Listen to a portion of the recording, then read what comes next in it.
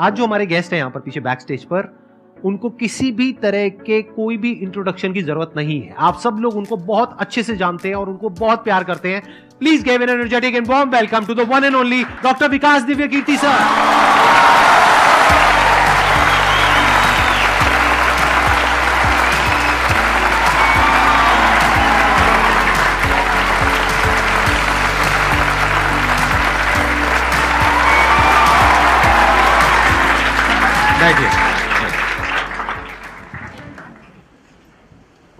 मैं सबसे पहले आपको धन्यवाद देना चाहता हूँ धन्यवाद आपका आने के लिए। Thank you so much. क्योंकि जब से मैंने सीरीज शुरू करी है तब से हमारे कमेंट सेक्शन में कोई भी एक भी ऐसा वीडियो नहीं है जहां पर आपका नाम ना लिखा हो।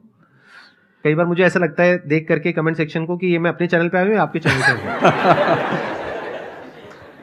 मैं सोशल मीडिया पे बहुत कम एक्टिव रहता हूँ तो मुझे आइडिया नहीं था इस बात का, पर मैं थैंकफुल हूँ कि आपने बुलाया, इस लायक समझा कि मैं यहाँ पर आऊँ।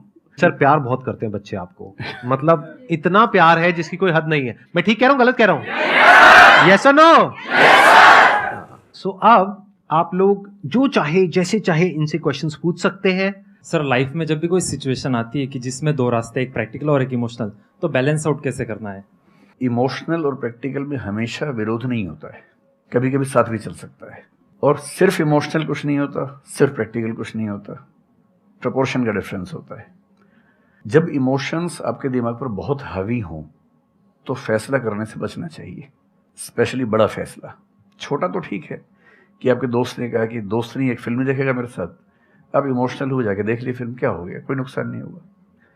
पर कोई ये कहे कि तो मुझसे प्यार नहीं करते, शादी नहीं कर सकते मुझसे और हमने शादी कर ली, ये ठीक नहीं है।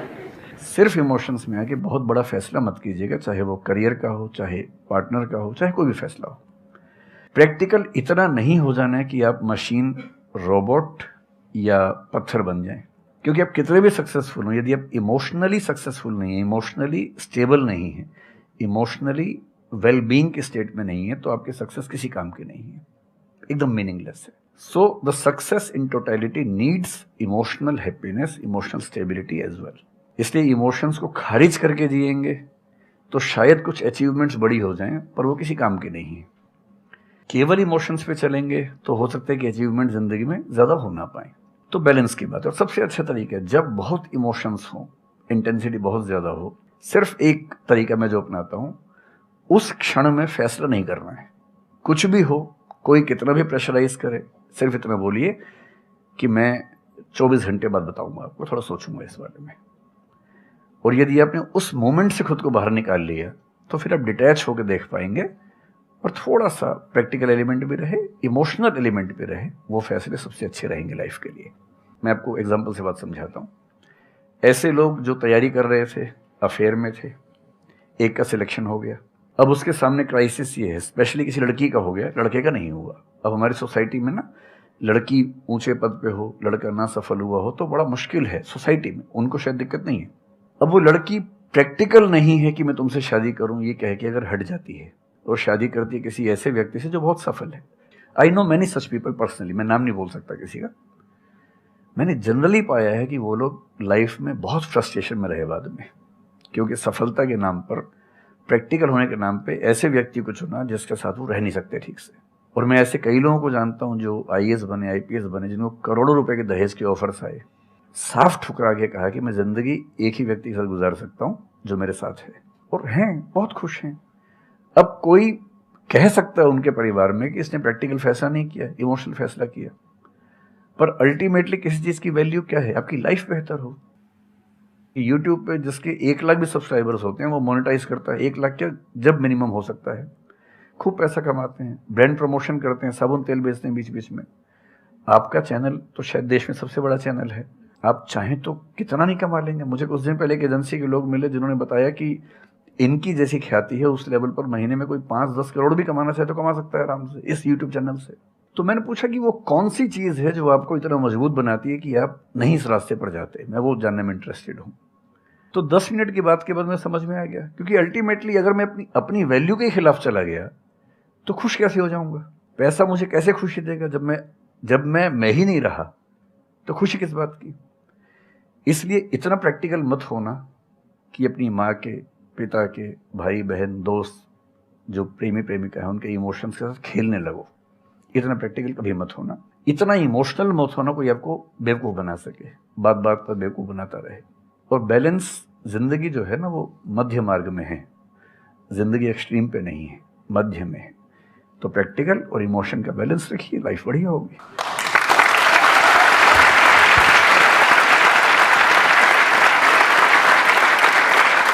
आपने सर इतने अच्छे से एक्सप्लेन किया, मेरे पास में कुछ है ही नहीं बोलने के लिए। यूजुअली मेरे पास में कुछ होता है ऐड करने के लिए, लेकिन आपने पूरा ही उसका ऐसा निचोड़ निकाल दिया। आपने YouTube पे इतना बोला कि सच में नहीं बचा होगा आपके पास। 6-7 साल पहले की बात है, मेरी एक स्टूडेंट थी जो सुसाइडल टेंडेंसी की शिकार थी उस समय। उसके घर में कुछ ऐसी ट्रेजेडी, उसकी मदर की डेथ हुई थी, और एक ऐसी ट्रेजेडी जो बहुत ही रेयर किस्म की ट्रेजेडी है, जो शेयर करना ठीक नहीं है यहाँ। तो वो मेरे पास आई और मुझे लगा कि आज मैं पहली बार किसी ऐसे व्यक्ति से बात करूं जो डिप्रेशन में है और सुसाइड कर सकता है अगले 1-2 दिन के अंदर अंदर। अब मैं परेशान था कि मैं कैसे मैनेज करूं, और मुझे मोटिवेशन की ऐसी जानकारी उस समय तो बिल्कुल नहीं थी, बाद में थोड़ा बहुत पढ़ा। तो मैंने उससे कहा कि अच्छा तुम घर जाओ, मैं कुछ देखता हूँ। फिर मैं घर गया, नेट पे सर्च करना शुरू किया।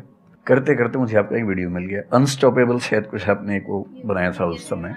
तो मैंने वो थोड़ा सा देखा, 10 मिनट का। मुझे लगा कि ये जो है ना, ये इंजेक्शन है किसी मतलब डिप्रेस्ड व्यक्ति को तुरंत मोटिवेट करने के लिए। तो मुझे ध्यान है कि मैंने उसको वीडियो का लिंक भेजा। मैंने कहा देखो, जिंदगी अपने रास्ते पे चलेगी, ठीक हो जाएगी। जब जब मूड ऐसा हो, बहुत डिप्रेसिंग हो, सुसाइडल मन करे, उस समय वीडियो देखना ध्यान से, और कम से कम उस बुरे फेज से बाहर निकल जाओगी। और फिर मैंने वो वीडियो अपने फैमिली में भी 2-3 बच्चों को भेजा, जो बच्चे उस क्राइसिस में होते थे। तो मैं बहुत थैंकफुल हूँ उन सब बच्चों की जान बचाने में क्या बात कर बड़ी भूमिका है। Thank you so much sir, it means a lot to me. ये तो आपने बहुत बड़ी बात कह दी सर, मेरे लिए बहुत बड़ी बात है ये। नहीं, कई बच्चों की जान बचाई होगी आपने जरूर। जो वो एक मोमेंट होता है, उस मोमेंट में कोई बचा ले तो लोग बच जाते हैं, वो मोमेंट क्रॉस हो जाए तो फिर चीजें बिगड़ जाती हैं। हेलो सर, नमस्ते। नमस्ते सर, बोथ ऑफ यू, मैं हमेशा से आप दोनों की बहुत फैन रही हूँ। मुझे बस ऐसा लग रहा है कि मैं सपना देख रही हूँ, मेरे लिए रियलिटी नहीं है। मुझे बस आपसे ये जानना, मैं हर मतलब एवरी डे 8 से 10 आवर में पढ़ाई करती हूँ, बट मुझे कभी कभी बहुत डिमोटिवेशन आ जाता है कि होगा नहीं होगा, क्या होगा पता नहीं। देखिए, डिमोटिवेशन अगर आपको दिन भर में 1 घंटे आता है। नहीं सर, ऑलमोस्ट टाइम पढ़ाई करने के बाद 2-3-4 दिन के बाद ही होता है, कंटिन्यूअसली नहीं होता। अगर महीने में 4-5 बार आता है और 1-1 दिन के लिए आता है, तो इसका मतलब आप एकदम ठीक हैं। अगर कोई व्यक्ति आपको ये कहे कि मुझे डिमोटिवेशन कभी नहीं होता, तो उसको इलाज की जरूरत है। आपको जरूरत नहीं है, क्योंकि जब आप अपने से बेहतर व्यक्ति को देखेंगे, आपको थोड़ा सा इंफीरियरिटी कॉम्प्लेक्स आएगा, डिमोटिवेशन आएगा। जब आप अपने से कमज़ोर को देखेंगे, आपको सुपीरियरिटी कॉम्प्लेक्स आएगा, थोड़ा सा मोटिवेशन ज़्यादा हो जाएगा। जिस दिन टारगेट पूरा हो जाएगा, मोटिवेशन आ जाएगा। जिस दिन टारगेट पूरा नहीं होगा, डिमोटिवेशन आएगा। जिस दिन टेस्ट में आपके मार्क्स अच्छे आएंगे, आप मोटिवेशन के साथ लौटेंगे। जिस दिन खराब आएंगे, डिमोटिवेशन होगा। लेकिन ध्यान रखिए, जिस दिन आप मोटिवेटेड हैं, उस दिन आप वजह बन गए कईयों के डिमोटिवेशन की। लगातार मोटिवेटेड होना एक मेंटल इलनेस की निशानी है, और लगातार डीमोटिवेटेड होना डिप्रेशन की निशानी है। इन दोनों से बचना है। तो डीमोटिवेशन की बहुत हाइप है, इतनी हाइप की ज़रूरत नहीं है। थोड़ा बहुत हो, एंजॉय कीजिए उसको। और जब जब लगे कि ज़िंदगी बहुत ख़राब चल रही है, तो मैं जो करता हूँ, अजीब सा लगेगा आपको, मैं कभी कभी शमशान घाट चला जाता हूँ। सर, मैंने ये सुनी है, आपने वीडियोस में भी कहा है। सच में चला जाता हूँ, या ट्रॉमा सेंटर चला जाता हूँ देखने के लिए।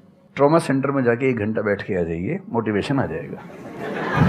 और शमशान घाट में जाके देख लीजिए कि हम जैसे हमसे कम उम्र के लोग वहाँ जल रहे होते हैं, तो लगता है हम जिंदा तो हैं। अगर मैं थोड़ा सा कॉग्निटिव लेवल पर बात करूँ, एक बहुत बड़ा साइकोलॉजिस्ट हुआ, उसका नाम है ब्रेंटानो, कभी सर्च कीजिएगा उसको। ब्रेंटानो ने ह्यूमन कॉन्शियसनेस को स्टडी किया, और उसने ये बताया कि ह्यूमन कॉन्शियसनेस की बेसिक नेचर है कि जो हमारे पास है वो हमें नज़र नहीं आता, जो नहीं है वो नज़र आता है।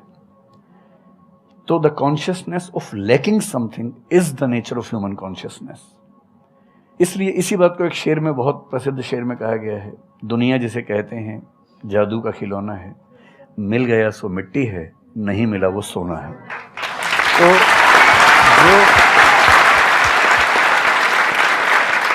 तो जो आपको नहीं मिलेगा ना, हमेशा बड़ा होकर दिखेगा, जो मिलेगा छोटा हो जाएगा। तो ईमानदारी इसमें है कि जब जब डिमोटिवेशन और डिप्रेशन हो, एक कागज़ लेके बैठ जाइए और एक तरफ लिखिए मेरी ज़िंदगी में ऐसा क्या क्या है जो दूसरों के पास नहीं है। पेज भर जाएगा पूरा। तो जो है उस पर ध्यान दीजिए और एंजॉय कीजिए। मेरा क्वेश्चन है कि आजकल बहुत लोग बोलते हैं कि एजुकेशन सिस्टम हमारा पुराना हो गया है और बहुत लोग बोलते हैं कि इसे चेंज करना चाहिए और ये सारी चीज़ें बहुत पुरानी हो रही है जो हम अभी करंटली पढ़ रहे हैं। तो इस पे आपका ओपिनियन क्या है? एजुकेशन सिस्टम में तो बहुत मेजर चेंजेस की ज़रूरत है और ये बात भारत सरकार ने एक्सेप्ट भी की है, नई पॉलिसी भी लेके आए हैं। मतलब मुझे लगता है कि कई लेवल्स पे देखना है। सबसे पहले तो ये डिफाइन करना ज़रूरी है कि एजुकेशन का पर्पज़ है क्या। क्या पर्पज़ केवल नौकरी लेना है, एक जॉब मिल जाए, वही पर्पज़ है? मैं उससे एग्री नहीं करता हूँ। मेरी राय में एजुकेशन का बेसिक पर्पज़ है कि एक होमो सेपियंस एक इंसान बन जाए, सोचना आ जाए, उसको समझना आ जाए। कोई राजनेता या धर्मगुरु उसको गधा ना बना सके, बेवकूफ़ ना बना सके। उसे इतनी समझ हो कि वो चीज़ों को फैक्चुअली ऑब्जेक्टिवली समझ सके, तर्क कर सके, बहस कर सके और अगर तर्क और बहस में सामने के तर्क ठीक हैं तो उनको एक्सेप्ट भी कर सके, इतना विनम्र भी रहे। बेसिकली पर्सनैलिटी ग्रूमिंग का प्रोसेस एजुकेशन है, वो केवल नौकरी का मामला नहीं है। पहली गलती तब होती है जब हम उसको केवल नौकरी का मामला मान लेते हैं। मतलब नौकरी ज़रूरी है, ऐसा नहीं कि ज़रूरी नहीं है, लेकिन वो सिर्फ वो उसका पर्पज़ नहीं होना चाहिए। सेकेंडली कई ऐसी चीज़ें, जैसे अगर बहुत विस्तार में तो भी नहीं जा सकते, जैसे एक बहुत छोटी बात है सेक्स एजुकेशन हमारी सोसाइटी में। ये इतनी ज़रूरी चीज़ है। स्कूल में जो एडोलेसेंस की एज के लोग हैं, 12, 13, 14 की एज के लोग हैं, उनको वो सब चीज़ें बताएं ताकि गलत सोर्सेज से इन्फॉर्मेशन ना मिले, कोई गलती ना कर बैठें। हेल्थ एजुकेशन के रूप में हो, उनको सारी चीज़ें पता हों, ठीक हाथों से पता हो, ठीक तरीके से पता हो। फिर मेरा ख्याल है कि जैसे IITs में अब तो होने लगा है, पहले क्या था कि हम टेक्नोलॉजी सेंट्रिक एजुकेशन पर ज़्यादा फोकस करते थे कि आपने मशीन को समझ लिया, तकनीक को समझ लिया, हो गया, इंसान को नहीं समझा। टेक्नोलॉजी पढ़ने वाले लोग समाज और इंसान से एकदम कटे हुए थे। अब तो ह्यूमैनिटीज़ के कुछ सब्जेक्ट्स पढ़ाने की परंपरा शुरू हो गई है। एक होलिस्टिक एजुकेशन हो। ह्यूमैनिटीज़ वाला बच्चा केवल हिस्ट्री, पॉलिटिकल साइंस, सोशियोलॉजी पढ़ता है, उसको कोडिंग का सी भी नहीं आता, टेक्नोलॉजी बिल्कुल नहीं आती उसको MS एक्सेल भी नहीं पता क्या होता है। टेक्नोलॉजी वाला सिर्फ टेक्नोलॉजी पढ़ता है, वो ह्यूमन ब्रेन को नहीं पढ़ना चाह रहा, सोसाइटी को नहीं पढ़ना चाह रहा। क्यों नहीं एक ऐसी शिक्षा हो जिसमें एक इंटीग्रेटेड अप्रोच हो, होलिस्टिक अप्रोच हो, कि हम खुद तय कर सके कि किस किस एरिया में हमें ज़्यादा जाना है और एक बेसिक अंडरस्टैंडिंग हर चीज़ की हो। तो बेसिक 3 फार्मूले माने जाते हैं। एक यूनिवर्सलाइजेशन ऑफ प्राइमरी एजुकेशन है कि 10वीं क्लास तक की शिक्षा हर बच्चे को मिले, ठीक से मिले। वोकेशनलाइजेशन ऑफ सेकेंडरी एजुकेशन, यानी 11वीं 12वीं की पढ़ाई का पर्पज़ है कि बच्चा ये समझ पाए कि उसको ज़िंदगी में आगे कहाँ जाना है। और फिर जो हायर एजुकेशन है वो सबको करने की ज़रूरत नहीं होनी चाहिए, वो शौक पूरा करने के लिए नहीं है, वो शादी का वेटिंग रूम नहीं है, वो उसके लिए है जिसको सच में आगे पढ़ना है, वो उतना पढ़े, सब्जेक्ट चूज़ करे और फिर उसमें गहराई से रिसर्च करे ताकि डेवलपमेंट के रास्ते पर अब बढ़ें। हम एजुकेशन के मामले में बहुत बुरी स्थिति में हैं। मैं तो जिस उम्र में हूँ, मेरा अब तो पर्पज़ भी ये बन गया है कि अब मैं उसी पे कुछ काम करूं। एक यूनिवर्सिटी शुरू करने की योजना मेरे मन में है, इनसे मैंने शेयर भी किया था। और मैं जिस तरह का विश्वविद्यालय सोचता हूं, वो नौकरी देने के पीछे पागल नहीं होगा, वो होमो सेपियंस को कायदे का इंसान बनाने की कोशिश करेगा। नौकरी तो उसका एक पार्ट है। मतलब आप जितने भी सफल लोगों को देखेंगे जनरली, जैसे मैंने इन्हीं से पूछा, ये जिस फील्ड में सफल हैं, इनका जो करियर है, अगर मैं इसको छोड़ भी दूं तो अदरवाइज भी जो इनका करियर है वो उस विषय से जुड़ा हुआ नहीं है जो इन्होंने पढ़ा है ग्रेजुएशन में। मेरा भी नहीं है, आमतौर पे किसी का भी नहीं है। 90% लोगों को मैं देखता हूँ जो सक्सेसफुल हैं, उनके ग्रेजुएशन के सब्जेक्ट में और लाइफ की फील्ड में कोई लिंक नहीं है। तो बेसिक पर्पस क्या है? वो स्मार्टनेस बाहर आ जाए, ग्रूमिंग हो जाए, इंटेलिजेंस है, इमोशनल इंटेलिजेंस है, वो सब जो टूल्स हैं वो उस बच्चे को सीखने को मिल जाए ताकि फिर वो ज़िंदगी को फेस कर सके, इनोवेट कर सके, नए रास्ते निकाल सके। 1000 रास्ते दुनिया में होते हैं। तो सच बात है कि काफ़ी चेंजेस की ज़रूरत है और आप और हम मिलकर करेंगे चेंजेस। एजुकेशन वाइज अगर देखा जाए तो मैंने बहुत ज़्यादा कुछ नहीं किया है अपनी लाइफ में, बट मेरे स्टैंड पॉइंट से अगर आप देखोगे कि एजुकेशन क्या है, तो एजुकेशन का सबसे बड़ा गोल ये है कि एक इंसान का दिमाग खुले, बजाय कि उसका दिमाग इतना नैरो डाउन हो जाए कि उसको लगे कि बस यही अगर हो गया तो सक्सेस है, ये नहीं हुआ तो फेलियर है। आप अनगिनत तरीकों से अपने गोल को, अपने पर्पस को, या जो भी आप करना चाहते हो उसको अचीव कर सकते हो। एजुकेशन का सबसे बड़ा गोल ये होना चाहिए, और वही मेरी कोशिश है अपने इन सेशंस के थ्रू करने की, कि एक इंसान का दिमाग खुल जाए, उसके दिमाग में एक पॉसिबिलिटी माइंडसेट आ जाए, ना कि एक लिमिटेड माइंडसेट हो कि बस ये हो गया तो बहुत है। अब प्रॉब्लम क्या है, ये जो लिमिटेड माइंडसेट है ये बहुत लोगों का है, करोड़ों लोगों का है, तो वहां पे कंपटीशन भी बहुत है। पॉसिबिलिटी माइंडसेट जबकि देखा जाए तो ज्यादा इंटरेस्टिंग है, लेकिन बहुत कम लोगों का है और वहां पे कंपटीशन कम है। और पॉसिबिलिटी माइंडसेट क्या होता है कि कोई भी काम अगर मैं कर रहा हूं, अगर वो नहीं हुआ तो इसका मतलब ये नहीं है कि मैं फेल हो गया, इसका मतलब ये है कि मैं क्रैक नहीं कर पाया। There has to be a way. ये एजुकेशन काम अगर कर दे तो रियल एजुकेशन हो गई हमारी। मतलब एक इंसान को, हाँ सॉरी, थॉमस एडिसन बल्ब के आविष्कार में लगा हुआ था, हाँ जी, 1000 बार फेल हुआ। तो किसी ने उससे पूछा कि यार तुम बार बार करते होता तो है नहीं तुमसे, क्यों कर रहे हो? तो उसने पता है क्या कहा, हर फेलियर के बाद मैं ये जानता हूं कि बल्ब इस तरीके से भी नहीं बन सकता, और अब मैं 1000 तरीके जानता हूं कि इन तरीकों से नहीं बनेगा, और उसके बाद वो तरीका ईजाद हुआ जिससे बना। एजुकेशन से एक इंसान का दिमाग इतना खुल जाए कि सबसे पहली चीज तो उसको ये समझ आए कि मैं कुछ भी नहीं जानता हूं। हाँ, एकदम ठीक बात है। एजुकेशन मस्ट बी सच कि वो लाइफ लॉन्ग आपका एक क्वेश्चनिंग माइंड बना ही रहे, कि आप कहीं भी हो, कुछ भी कर रहे हो, आपके दिमाग में क्वेश्चंस चले, questions related to the problems. जो भी आप काम कर रहे हो वो क्या है, अल्टीमेटली प्रॉब्लम सॉल्विंग है, तभी उस काम में वैल्यू है। अगर किसी की कोई प्रॉब्लम ही नहीं सॉल्व कर रहे हो तो उसमें वैल्यू कहां ऐड हो रही है, और वैल्यू नहीं ऐड होगी तो आपको पैसा कैसे मिलेगा, फिर चाहे जॉब हो चाहे बिजनेस हो। सो द आइडिया इज कि आपका दिमाग ये चलना चाहिए, अच्छा ये प्रॉब्लम है ना, पहले तो मुझे नहीं पता है कि इसको सॉल्व कैसे करना है, क्योंकि अगर आपको पहले से ही पता है तो आपको वही पता है जिस तरह से वो प्रॉब्लम सॉल्व होती आई है। That may not be relevant in today's context, but still आप उसको उसी तरह से सॉल्व करोगे जिस तरह से सब कर रहे हैं। वहां पर कंपटीशन है, फिर आप कहोगे कि कुछ हो नहीं रहा है। सो द आइडिया इज कि पहले तो ये प्रॉब्लम है जो मुझे अच्छे से समझ आई, मैंने इस पे फोकस किया, अब इसको सॉल्व करने के इन्फिनिट तरीके हैं, एक रास्ता नहीं है, बहुत सारे रास्ते हैं, मुझे पता नहीं है। This is the goal of education, कि मुझे नहीं पता है लेकिन पता किया जा सकता है। This is another goal of education. उसमें से कुछ तरीके काम करते हैं, कुछ नहीं करते हैं, यह भी हमको क्लियरली पता होना चाहिए। मतलब your personality must be dynamic, it must not be static. जैसे मैंने देखा है बहुत लोगों को जो मुझे मिलते हैं, कुछ लोग हैं उसमें से जो, जैसे मैं सर से मिला अभी ऑफ कैमरा, हम लोग बैठे हुए थे, डिस्कशन कर रहे थे, तो it was a great experience sir, आपके साथ में बैठ करके जिस तरह से, जिस ठहराव से सर बात कर रहे थे, जिस तरह से चीजों को सुन रहे थे, समझ रहे थे, और मैं क्वेश्चंस पूछ रहा था, ये मेरे से क्वेश्चंस पूछ रहे थे, तो there was a conversation which was going on. On the other hand there are some people जिनसे मैं कभी कहीं मिला तो उनकी अप्रोच क्या है कि मुझे सब पता है, वो गड़बड़ हो जाती है। शिक्षा की दुनिया में बहुत प्रसिद्ध कहावत है, भारतीय अगर परंपरा में देखें तो विद्या ददाति विनयम में एक बहुत प्रसिद्ध कथन है। अगर कोई पढ़ा लिखा आदमी अपने ज्ञान की वजह से अहंकार करे तो मान लीजिए कि वो पढ़ा लिखा नहीं है, पढ़ाई उसके दिमाग पर हावी हो गई है, अभी उसको अंदाजा नहीं है कि कुल संसार के ज्ञान में उसकी हिस्सेदारी डेसिमल में भी नहीं है। और जिसको ये पता है कि मेरा ज्ञान बहुत करना, वो विनम्र ही रहेगा। और इसलिए जो बड़े प्रोफेसर्स हैं, अगर आप कभी सुनेंगे, मैं जानता हूँ, मैं यूनिवर्सिटी में जब पढ़ता था, सबसे बड़े प्रोफेसर क्या बोलते थे कि मैं इस विषय का विद्यार्थी हूँ, कभी नहीं बोलते थे कि मैं प्रोफेसर हूँ।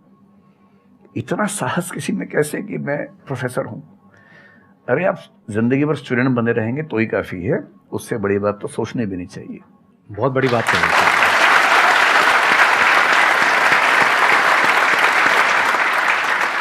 मतलब कि एजुकेशन का गोल आपको प्रोफेसर बनाना नहीं है, आपको स्टूडेंट बनाना है। अगर सर की बात को आगे एक्सटेंड किया जाए, एकदम सही बात। एक लाइफ लॉन्ग स्टूडेंट, कि आप सीखते चले जा रहे हो, सबसे जिससे मिल रहे हो, लोगों से सीख रहे हो, सिचुएशन से सीख रहे हो, अपनी लाइफ के अच्छे एक्सपीरियंसेस से सीख रहे हो, बुरे से सीख रहे हो। जैसे मैंने देखा है जब भी यहाँ पे कोई क्वेश्चंस पूछते हैं ना, सबके क्वेश्चंस एक ही होते हैं, सर सक्सेसफुल कैसे हो।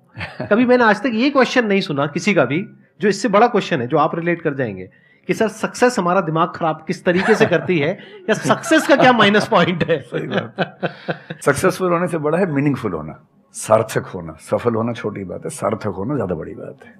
सर मेरा क्वेश्चन ये है कि लाइफ में बहुत सारे सर्कमस्टांसेस आते हैं जहाँ पे मतलब हमें ये लगता है, बहुत सारे निगेटिव थॉट्स आते हैं कि मतलब आगे कैसे बढ़े, how to get rid of fear of failure. Sir कैसे हम इसको हैंडल करें, अगर हम कोई किसी चीज़ को शुरू करना चाहते हैं सर, तो हमारे दिमाग में बहुत सारे निगेटिव थॉट्स चलते रहते हैं, हो पाएगा नहीं हो पाएगा, बहुत तरह के नेगेटिव क्वेश्चंस आते रहते हैं सर, तो इसको कैसे हैंडल करना है सर इस सिचुएशन को?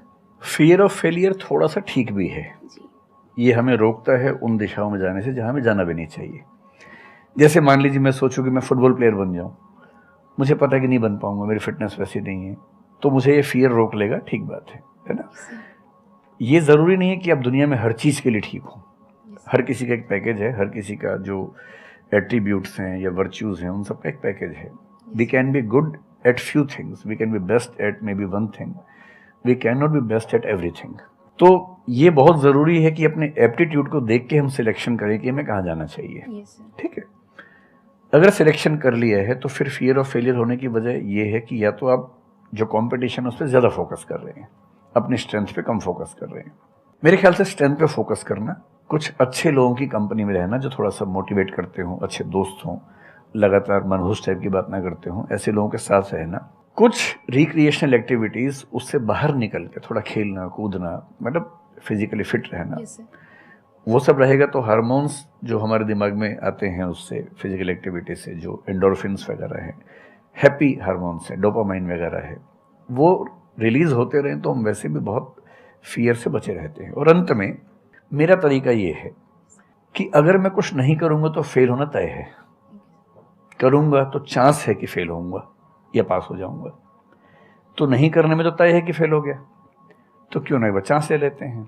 और एक जगह फेल होऊंगा तो तय मान के चलिए कि दूसरी जगह मेरे फेल होने के चांस कम होगा, क्योंकि मुझे एक एक्सपीरियंस है प्रयास करने का और फेल होने का, और वो एक्सपीरियंस किसी ना किसी क्वांटिटी में हर फील्ड में काम आता है, मैच्योरिटी आपके अंदर आती है।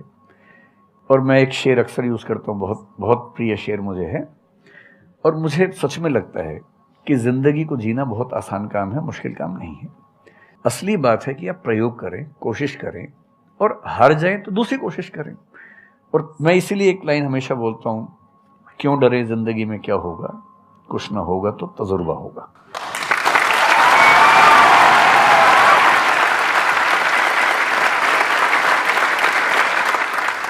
मुझे भी सर के जैसे मोटिवेशनल स्पीकर बनना है सर, पर मैं ये सोचती हूँ कि अगर मैं वीडियो बनाऊँगी, कंटेंट बनाऊँगी, तो संदीप सर को छोड़ के या फिर बहुत बड़े बड़े मोटिवेशनल स्पीकर्स हैं उनको छोड़ के मुझे देखेगा कौन। मतलब ये मेरे अंदर थॉट्स आते हैं कि अभी मेरा मतलब मैं 19 ईयर की हूँ, तो मैं जब वीडियो कंटेंट बनाऊँगी तो मुझे ऐसा मतलब मेरे अंदर ये थॉट है कि मैं कोई बड़ा आदमी नहीं हूँ या फिर कुछ बड़ा नहीं हूँ, तो मैं ये वीडियो कैसे डाल सकती हूँ, लोग क्या सोचेंगे कि मतलब तू ये तो खुद कुछ नहीं है और लोगों को मोटिवेट कर रहा है, ऐसा मेरे अंदर थॉट आता है। पहले या तो कुछ कर लीजिए जिंदगी में, उसके बाद मोटिवेट कर लीजिए, और नहीं तो मोटिवेशन एक पूरी साइंस है, साइकोलॉजी से जुड़ी साइंस है, उसको ठीक से पढ़ के रिसर्च करके उससे बात कीजिए। शुरू में तो जब इन्होंने भी शुरू किया होगा, कहाँ शुरू में लोग जानते होंगे, बड़ी लंबी स्ट्रगल होती है, किसी भी फील्ड में इतनी लंबी स्ट्रगल है। देखिए जो आदमी सफल है ना, आप ये जो हमारा वर्तमान है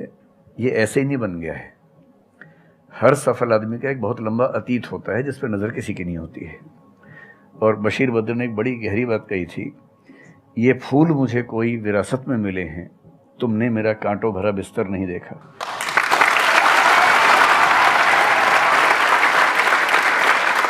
कितने साल तक ये लहूलुहान हुए होंगे, रोज छिला होगा शरीर, तब जाके लोगों ने पहचानना शुरू किया होगा।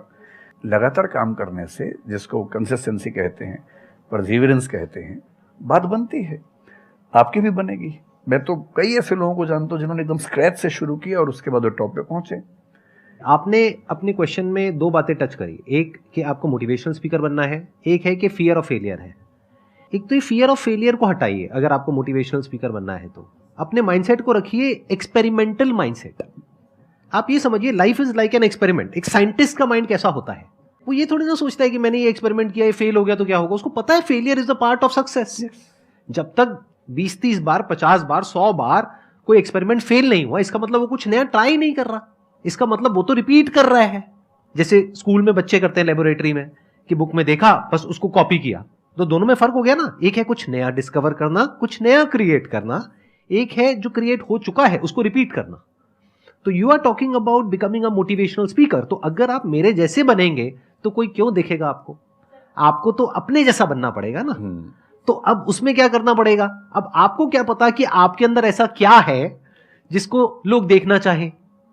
उसके लिए तो एक्सपेरिमेंट करना पड़ेगा, ट्राई करना पड़ेगा। एक तरह से आप वीडियो बना के डालोगे, कोई नहीं देखेगा। दूसरी तरह से बना के डालोगे, कोई नहीं देखेगा। फिर तीसरी तरह से, फिर चौथी तरह से। हो सकता है 6 महीने बाद, 1 साल बाद, 2 साल बाद जा करके कहीं थोड़ा सा कुछ ऐसा क्लिक हो जाए जो हो सकता है आपको लग रहा था कि शायद ये नहीं होगा और वो क्लिक हो जाए। बट ये सब होता उसी के साथ में जो कुछ कर रहा होता है, जो कुछ ट्राई करता है। जैसे ट्राई करोगे तो हो सकता है हो जाए, नहीं करोगे तो पक्का है नहीं होगा, जैसा भी सर ने थोड़ी देर पहले कहा था।